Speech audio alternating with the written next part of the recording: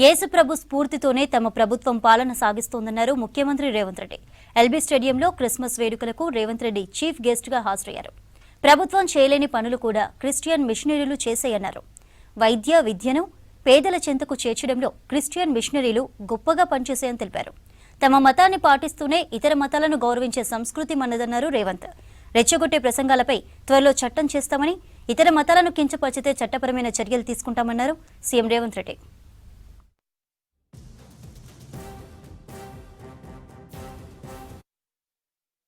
సంవత్సరాల క్రితం పశువుల పాకలో జన్మించిన మానవ జన్మ ఎత్తి మానవ సేవనే మాధవ సేవ, ప్రేమను పంచాలి, శాంతిని పెంచాలి అని సందేశాన్నిచ్చి మానవుడే దేవుడుగా మారిన యేసు ప్రభు యొక్క జన్మదినము ప్రపంచానికే ఒక పెద్ద పండుగ. ఈ ప్రపంచంలో అన్ని దేశాలలో ఒకేసారి జరుపుకునే పండుగ ఏదైనా ఉందంటే అది ఒకే ఒక్క పండుగ, క్రిస్మస్ పండుగ. యేసు ప్రభు జన్మించడం వల్ల ఈ ప్రపంచానికి ఒక అద్భుతం జరగడమే కాకుండా ఈ ప్రపంచానికి శాంతి సందేశాన్ని ప్రేమ దూతగా వారు మన మధ్యలో అవతరించి మనల్ని అందరినీ సన్మార్గంలో నడిపించారు. కాంగ్రెస్ పార్టీకి కూడా డిసెంబర్ తెలంగాణ ప్రజలకు కూడా ఒక మిరకల్ మంత్. నేను ఎందుకు ఈ మాట అధికారికంగా చెబుతున్నాను అని అంటే, డిసెంబర్ మాసంలో మా నాయకురాలు శ్రీమతి సోనియా గాంధీ గారు డిసెంబర్ 9 నాడు జన్మించారు.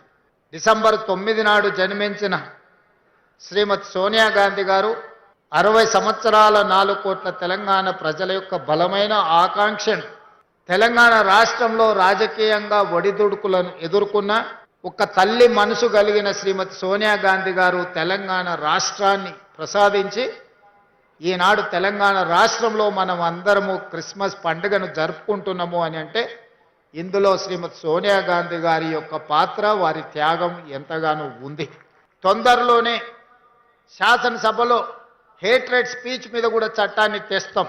ఇతర మతాలను కించపరిచే విధంగా ఎవరైనా మాట్లాడితే చట్ట పరిధిలో వాళ్ళని శిక్షించడానికి అవసరమైన చట్టాన్ని ఈ మధ్య కాలంలోనే కర్ణాటక రాష్ట్రంలో కాంగ్రెస్ పార్టీ శాసనసభలో ప్రవేశపెట్టి ఇతర మతాలను కించపరిచే విధంగా, ఇతర మతస్థులను తక్కువ చేసే విధంగా మాట్లాడితే శిక్షించే విధంగా చట్టాన్ని సవరించిండ్రు.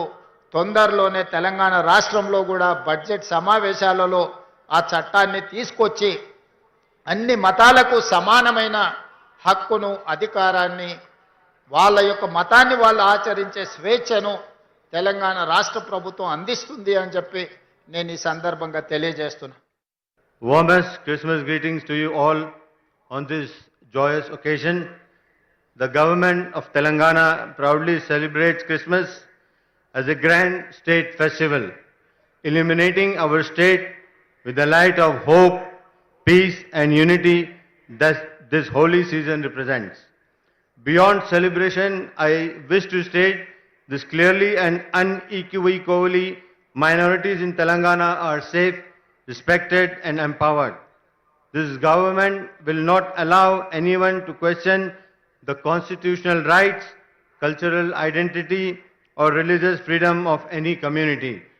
Minority welfare in Telangana is not symbolic, not ceremonial and not secondary. It is a core pillar of this government's commitment to justice, equality and inclusive growth.